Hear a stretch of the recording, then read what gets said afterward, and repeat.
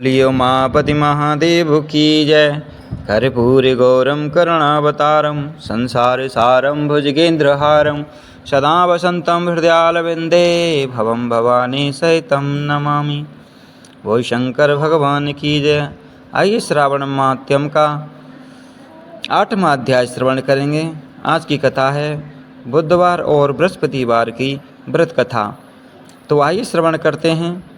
भगवान शंकर बोले, हे सनत कुमार, अब मैं तुमसे पाप को हरने वाले बुध तथा बृहस्पति व्रत को बताता हूँ, जिन्हें श्रद्धा के साथ करने से प्राणी उत्तम सिद्धि को प्राप्त कर सकता है। ब्रह्मा जी ने चंद्रमा को ब्राह्मणों के राज्यासन पर अभिषिक्त किया था। किसी समय चंद्रमा की दृष्टि बृहस्पति की पत्नी तारा पर पड़ी। तारा रमणीय रूप वाली एवं संपन्न स्त्री, बहुत सुंदर स्त्री थी। चंद्रमा उसके रूप वाल्य पर मोहित हो काम के वश हो गए। चंद्रमा ने देवताओं की गुरु पत्नी को जबरदस्ती अपने घर में रख लिया। कुछ काल पश्चात उससे एक पुत्र पैदा हुआ। पुत्र का नाम बुध रखा गया। बुध विद्वान, रूपवान तथा सर्वगुण संपन्न था। देवगुरु बृहस्पति अपनी पत्नी को खोजते हुए चंद्रमा के निवास पर पहुँचे। वहाँ उसने अपनी पत्नी तारा को देखा। बृहस्पति चंद्रमा से बोले, तुमने गुरु पत्नी के साथ गमन किया है, इस पाप से तुम कैसे बचोगे? इस महापाप की ओर तुम्हारी बुद्धि कैसे प्रवृत्त हो गई? अब तुम चुपचाप मेरी पत्नी को मुझे लौटा दो और तुम इस पाप से बचने के लिए प्रायश्चित करो। यदि तुम ऐसा नहीं करते हो तो मैं तुम्हारी शिकायत इंद्र से करूँगा। बृहस्पति के कहने पर भी चंद्रमा उनकी पत्नी को लौटाने को तैयार नहीं हुए। तो देवगुरु ने राजा इंद्र से चंद्रमा की शिकायत कर दी कि इसने मेरी पत्नी का अपहरण कर लिया है। इंद्र, आप देवराज हैं, आप चंद्रमा के से कहकर मेरी पत्नी मुझे वापस दिलवाएं। ऐसा ना करने पर चंद्रमा ने जो पाप किया है वह आपको लगेगा, क्योंकि राज्य का पाप शास्त्र के अनुसार राजा को ही भोगना पड़ता है। देवराज इंद्र ने चंद्रमा को बुलाया और उसे आज्ञा दी कि तुम ने देवगुरु बृहस्पति की पत्नी तारा को लौटा दो। किसी दूसरे की पत्नी के साथ गमन करने का पाप माना जाता है तथा गुरु पत्नी के साथ गमन करना महापाप है।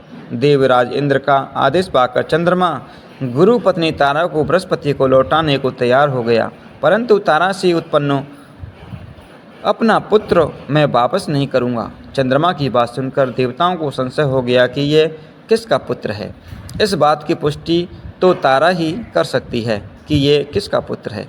देवताओं ने तारा को बुलाकर पूछा, हे कल्याणी, तुम सच सच बताओ, ये पुत्र किसका है? लज्जा युक्त होकर तारा ने कहा, यह बालक चंद्रमा का है, औरस तथा बृहस्पति का क्षेत्रज्ञ पुत्र है।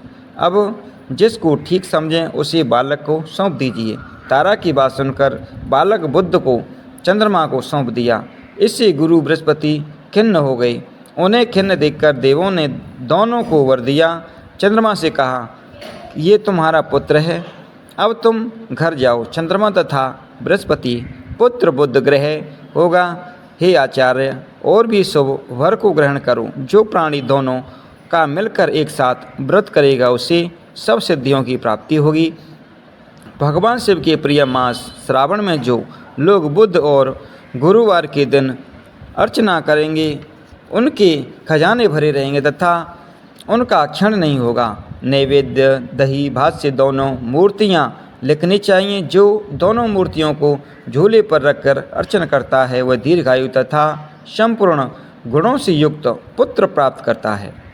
और पाकशाला में लिखकर अर्चना करने से पाक वृद्धि और देवाघर में लिखकर अर्चना करने से देव की दया होती है। सोने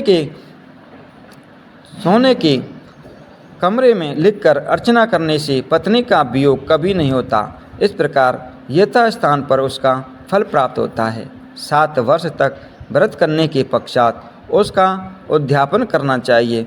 उद्यापन में पहले रात में जागरण करें और सोने की प्रतिमा का निर्माण कर विधि पूर्वक अर्चन करें। शोषण उपचार द्वारा अर्चना कर हवन करें। तिल, घी तथा खीर प्रज्वलित अग्नि में देनी चाहिए। चिड़चिड़ा तथा पीपल की समिधा से हवन करके पूर्णाहुति डालनी चाहिए। इसके बाद मामा भांजे को भोजन कराकर अन्य ब्राह्मण को भोजन कराना चाहिए। ब्राह्मणों को दक्षिणा देकर उन्हें हाथ जोड़कर विदा करने के बाद स्वयं भोजन करना चाहिए। इस प्रकार 7 वर्ष तक व्रत करने वाला प्राणी सब इच्छाओं को प्राप्त कर लेता है। जो विद्या की कामना करता है उसे विद्या की प्राप्ति होती है। वह वेदों और शास्त्रों का मर्म जान लेता है। उसे बुद्ध ज्ञान एवं गुरु बृहस्पति गुरुता प्रदान करते हैं। सनत कुमार ने भगवान शंकर से पूछा, आपने पहले मामा तथा भांजे को भोजन कराने का विधान बताया, इसका कारण क्या है? भगवान शंकर ने कहा, हे सनत कुमार, पहले समय में मामा और भांजा दोनों दरिद्री थे। एक दिन दोनों भोजन के लिए घूमते घूमते एक सुंदर नगर में पहुंच गए। उन्होंने वहां प्रत्येक मकान में श्रावण के महीने में प्रत्येक वार का व्रत करते लोगों को देखा, परंतु बुध और बृहस्पति का व्रत करते कहीं नहीं देखा। दोनों मामा भांजे ने बहुत समय तक उपवास में विचार किया कि सब जगह सूर्य और अन्य वारों का व्रत तो हो रहा है, परंतु बुध और गुरु का व्रत देखने को कहीं नहीं मिला। अतः हम दोनों बुध और गुरु का व्रत करें तो अच्छा रहेगा, क्योंकि अभी तक किसी ने भी इन दोनों वारों का व्रत किया ही नहीं है। यह अनुचित व्रत है, इसे हम करेंगे। लेकिन विधि विधान न जानने के कारण दोनों संशय में पड़ गए। तब रात्रि में उन्हें विधि विधान का स्वप्न में पता चल गया। स्वप्न से ज्ञात विधि द्वारा दोनों ने इस व्रत को किया। व्रत करने से वे धन धान्य से संपन्न हो गए। 7 वर्ष तक दोनों मामा भांजे व्रत को करते रहे और वे पुत्र पौत्र धन संपदा आदि से संपन्न हो गए। बुध और गुरु बृहस्पति ने प्रत्यक्ष दर्शन देकर उन दोनों को वर दिया कि आप लोगों ने हमारे व्रत का सुविचार किया। आज से जो भी इस व्रत को करेगा और मामा भांजे को पहले भोजन कराएगा, वह उत्तम सिद्धियों को प्राप्त करेगा। उसको मनोवांछित फल मिलेगी, उसके घर से दरिद्रता चली जाएगी और लक्ष्मी का वास होगा। बोलिए श्री शंकर भगवान की जय। और कथा श्रवण करने के लिए हमारे YouTube चैनल को सब्सक्राइब करें। ओम नमः।